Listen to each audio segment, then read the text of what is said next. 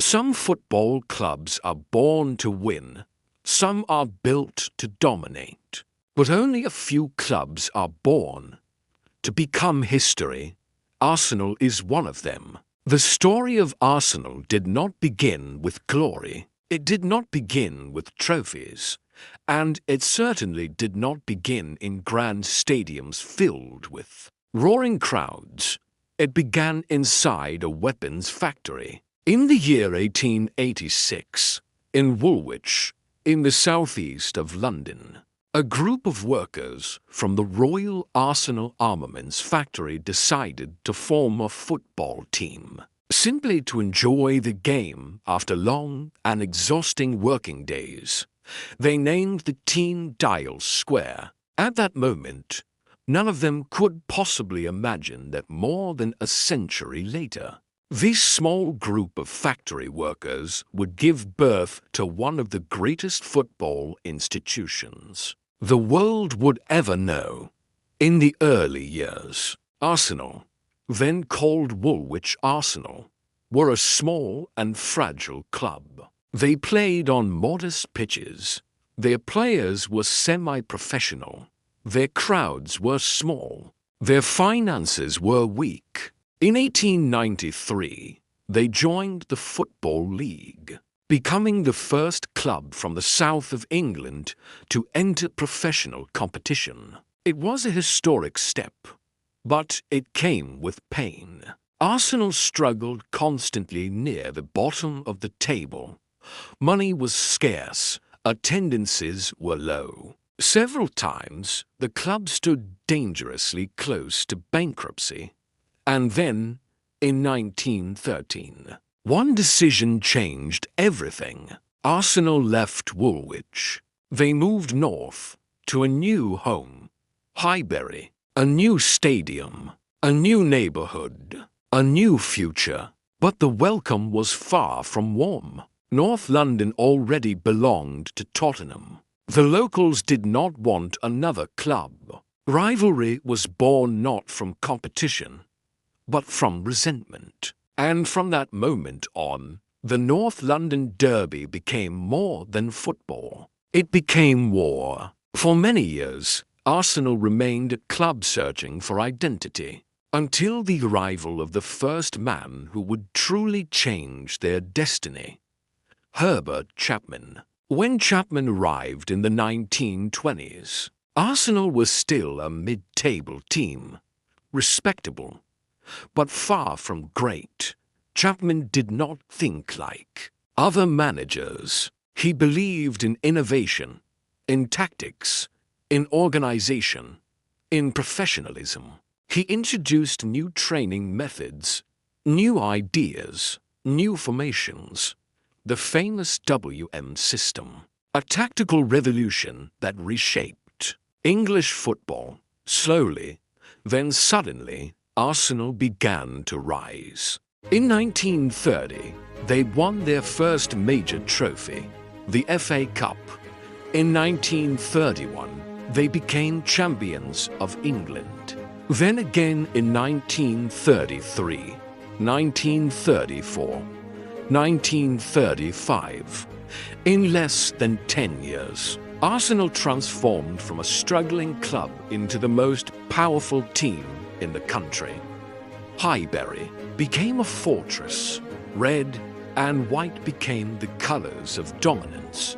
But fate is never kind for long. In 1934, Herbert Chapman suddenly passed away from pneumonia. The architect of Arsenal's golden age was gone. Soon after, the Second World War began. Football stopped. Stadiums were damaged by bombs. Players went to war. England fell into darkness. And so did Arsenal. When football finally returned, Arsenal fought their way back to the top. They won the league in 1948 and again in 1953. But slowly, the glory faded. The 1960s and 70s were years of uncertainty. There were moments of success. An FA Cup here, a famous double in 1971. But Arsenal were no longer kings. Then came the 1980s, a decade of pride and pain. Under George Graham, Arsenal became a very different team. No longer poetic, no longer romantic. They were disciplined, defensive, ruthlessly efficient. And in 1989, they produced one of the most dramatic moments in football history. Anfield, the final day, the final seconds. Michael Thomas scored. It's up for grabs now. Thomas. In that single moment, Arsenal stole the title from Liverpool. But again, a disaster followed. George Graham was dismissed after a financial scandal. Trust collapsed. Stability vanished. The early 1990s were dark. Managers came and went. Results were inconsistent. The football was uninspiring. Many began to say, Arsenal's time is over. And then, in 1996, a quiet Frenchman walked into the Arsenal boardroom. Almost nobody in England knew his name, Arsène Wenger. When his appointment was announced, newspapers mocked it. Arsene who? A manager from Japan. No Premier League experience. No reputation in England. No one believed he could succeed. But Arsenal was about to enter the greatest chapter in its history. When Arsène Wenger arrived at Arsenal in the autumn of 1996, he did not simply walk into a football club. He walked into a culture. English football at that time was proud, traditional, physical, and deeply suspicious of change. Power was respected more than technique. Strength was valued more than intelligence, and foreign managers were often treated as outsiders who did not belong. Wenger was different from everything English football had ever seen. He spoke about nutrition. He spoke about science. He spoke about recovery, movement, space, rhythm. At first, the players did not understand him. The journalists laughed at him. The nation doubted him. But Wenger did not come to be accepted. He came to build something eternal.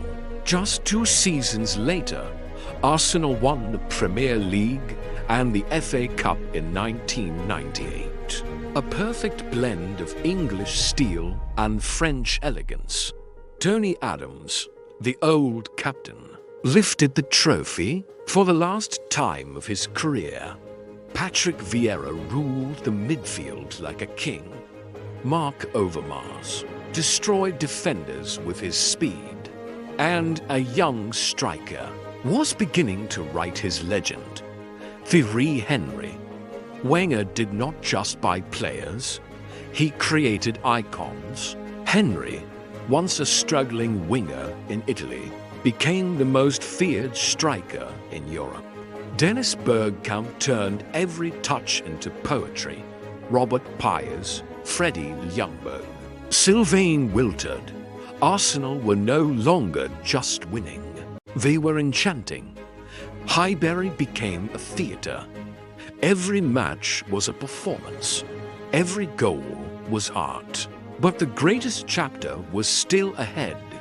In 2002, Arsenal won the Premier League at Old Trafford, on the home of their greatest rivals, Manchester United. A moment of pride, a declaration to the world. A new king had arrived. And then the immortality. The season of 2003 to 2004, a season that football history would never forget. 38 matches, not a single defeat, 26 victories, 12 draws. The Invincibles. They did not just go unbeaten, they dominated. They attacked when they wanted, they defended when they had to, They controlled every match with confidence and authority. Patrick Vieira was the soul. Thierry Henry was the sword. Bergkamp was the mind. Sol Campbell and Kolo Toure were the iron wall. They fought legendary battles against Manchester United. They stood strong against the rising empire of Chelsea. They passed every test without falling.